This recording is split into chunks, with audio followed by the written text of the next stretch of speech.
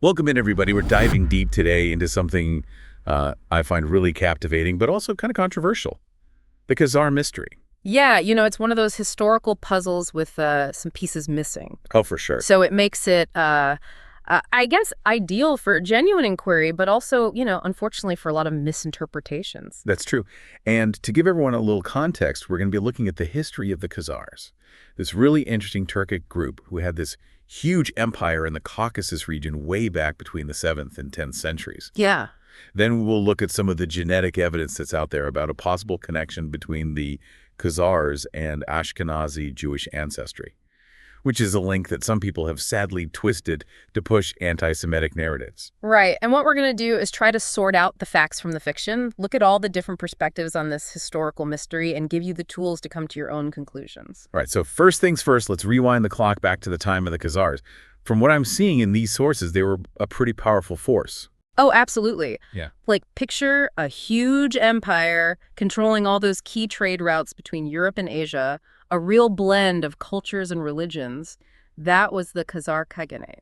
And somewhere in the middle of all that, something interesting happened. The Khazar royalty, and maybe some of the everyday people too, converted to Judaism. The fascinating thing is how different this conversion looks depending on where you're reading about it. Yeah, you'll find sources, mostly Jewish writings, like the Khazar Correspondence. That's a collection of letters between a Khazar king and a Spanish rabbi. Okay. And they suggest a pretty large-scale conversion. But then you've got other accounts, mostly from Byzantine and Arab historians. They kind of downplay it, made it seem like it was just the ruling class. It's almost like trying to figure out a recipe from notes scribbled on different pieces of paper. Ah. You've got some ingredients that are clear and others are smudged, and you're not even sure if they all belong in the same dish. I love that analogy. That lack of clarity is exactly what makes this Khazar hypothesis so interesting, but also so hard to prove. So we've got this historical puzzle with missing pieces and arguments going back and forth. Then you add genetics into the mix. Oh, yeah. And it gets even more complicated. It does. With all the advancements in DNA analysis, scientists have been able to look into the ancestry of different groups, including Ashkenazi Jews.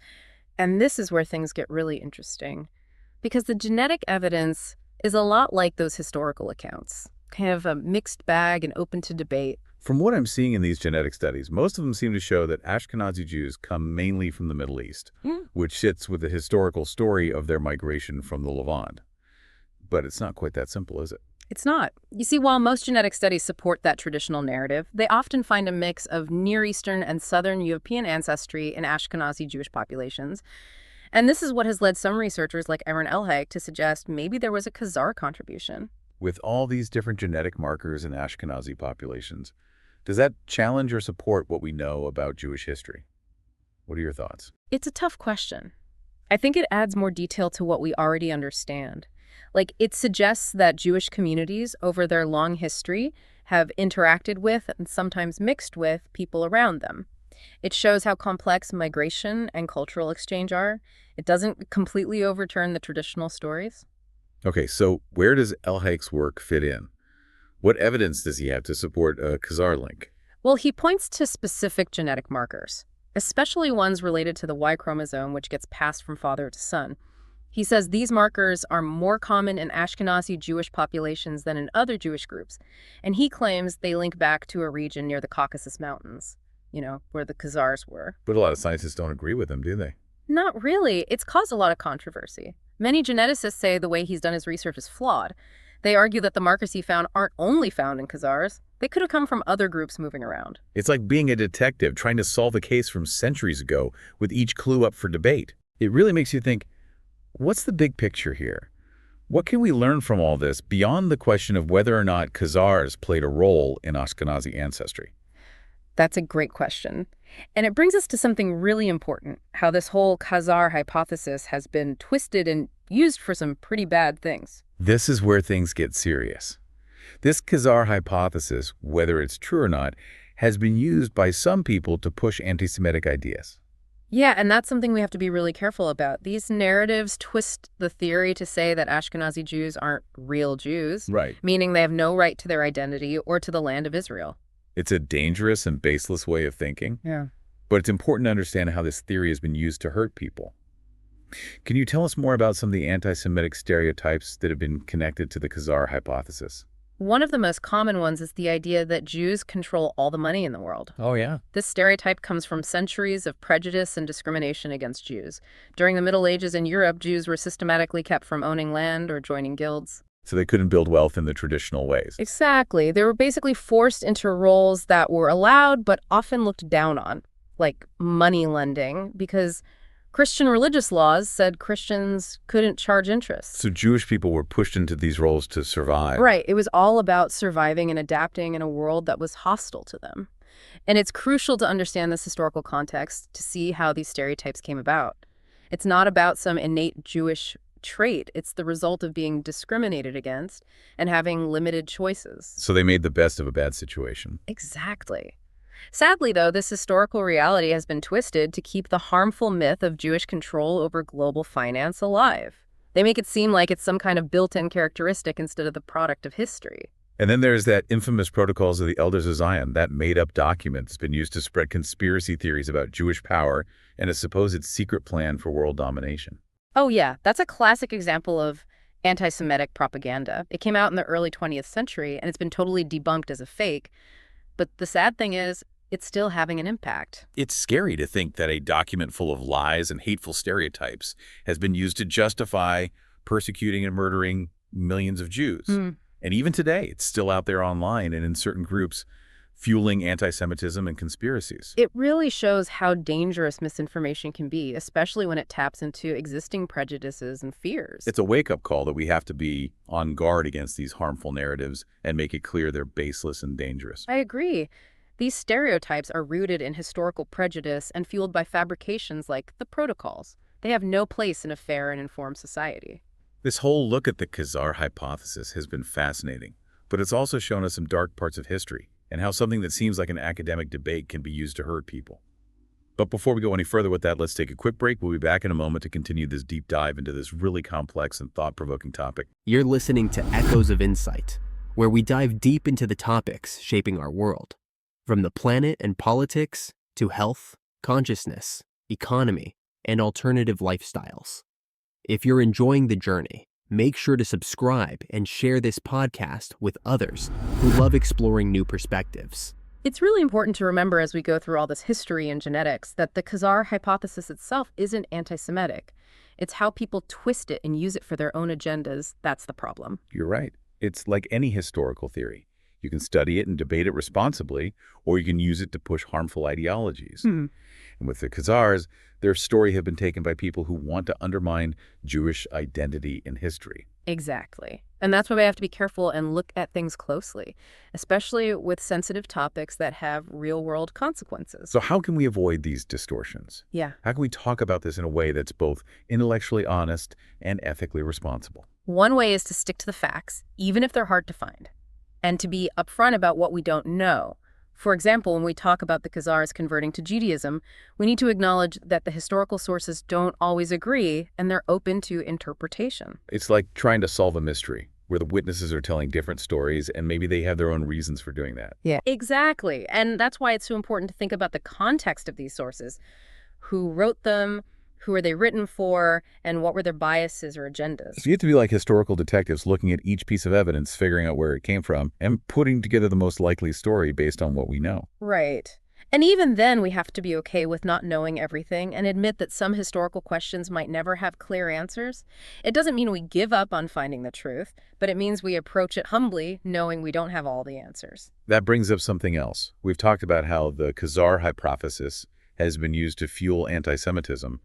But has anyone tried to use it to kind of neutralize anti-Semitism? You know, there have been attempts. Arthur Koestler, in his book, The 13th Tribe, argued that if Ashkenazi Jews mostly descended from Khazars, it would disprove the racist idea of a pure Semitic Jewish race, which was often used to justify anti-Semitism. That seems well-intentioned, but could it undermine the historical connection of Ashkenazi Jews to the land of Israel, which is important to many people? That's a good point. And it highlights how complicated it is to try to fight racism by rewriting history or reinterpreting ancestry. Some people find Koestler's argument empowering, while others see it as problematic for the reasons you mentioned. It's like walking a tightrope, trying to address the harmful effects of these twisted narratives without accidentally helping the people who want to deny the richness and complexity of Jewish identity. Absolutely. The key is to challenge the prejudices and ideologies that fuel anti-Semitism instead of getting stuck in debates about specific historical theories or genetic markers. So how can we do that in a practical way? How do we go beyond just debunking stereotypes and create a society where everyone understands and accepts each other? I think it starts with education. Understanding the history of anti-Semitism, where it comes from its roots in religious intolerance and racial prejudice and how it's shown up throughout history. And recognizing that anti-Semitism isn't just something from the past. It's still a problem in our world today. Right. We need to know how anti-Semitic tropes and conspiracy theories are still spreading, especially online. And we need to be ready to challenge them effectively. It also means being more careful about what we say and the assumptions we make, even if we don't mean any harm. Sometimes jokes or comments that seem innocent can actually spread harmful stereotypes without us realizing it. You're right. We need to be more aware of the impact of our words and try to create a culture where everyone feels safe and respected, no matter who they are or what they believe. So as we finish up this part of our deep dive, what are some key things you want our listeners to take away as they think about the Khazar Hypothesis and what it all means? First, remember that history is rarely simple. It's a story told from many points of view, often with missing parts and contradictions. When you're exploring a theory like the Khazar Hypothesis, don't believe simple explanations and be willing to look at different opinions. It's also important to remember that historical narratives can be manipulated and distorted to fit certain agendas. The Khazar Hypothesis especially has been used to push anti-Semitic views that deny the legitimacy of Jewish identity and history. Right. And lastly, let's remember that fighting anti-Semitism means more than just debunking stereotypes. It means actively challenging prejudice and discrimination in all its forms and working to create a society where everyone feels valued and respected. Those are really important things to keep in mind as we continue exploring this complicated and controversial topic. And with that, we'll take a short pause before diving into some final thoughts and reflections on the Khazar mystery. Okay, so we've gone through the historical accounts, the genetic studies, even looked at how this theory has been misused. But before we wrap up our deep dive into the Khazar mystery, there's one more thing I'm curious about. What does all this tell us about history itself? I think it shows us that history isn't just a bunch of facts set in stone. It's always being interpreted. It's a conversation that keeps going as we find new evidence and hear new voices. It makes me think of those archaeological digs. Oh, yeah. Where every layer you dig up reveals something new and complicated. Yeah. It makes you rethink what you thought you knew about the past. That's a great way to put it. And just like with those digs, we have to be careful and respectful when we study history. We're dealing with pieces of the past that we should treat with sensitivity and rigor. So this whole exploration of the Khazars has been like a lesson in critical thinking. It's pushed us to question what we believe, look at the evidence closely, and be open to different points of view. Yeah, and it reminds us that history, even when it's about ancient empires and lost civilizations, still matters to us today. The way we understand the past shapes how we see the present and the future. It's a good reminder that we shouldn't just accept one story as the absolute truth. Right. You should be okay with the fact that history is messy and complicated, and that there are often many ways to understand the same events. Absolutely. And we also have to be aware of how historical narratives can be used or misused, sometimes to help people understand and empathize with each other, and sometimes to create division and prejudice. So as we close out our deep dive into the Khazar mystery, what's one final thought you'd like to leave our listeners with? I'd say let's use this exploration as a starting point, to keep asking questions, to keep learning, and to keep talking to each other openly and respectfully, even when we're dealing with tough or sensitive topics. That's a great point, because at the end of the day, searching for knowledge and understanding should bring us together. It should help us overcome our differences and create a world that's more just and compassionate. Well said. Thanks for joining us on this journey. Everyone keep exploring, keep questioning, and keep the conversation going. Thanks for tuning in to this episode of Echoes of Insight. If you enjoyed this deep dive, don't forget to hit that subscribe button and share it with someone who loves exploring big ideas. Together, let's keep the conversation going. See you next time.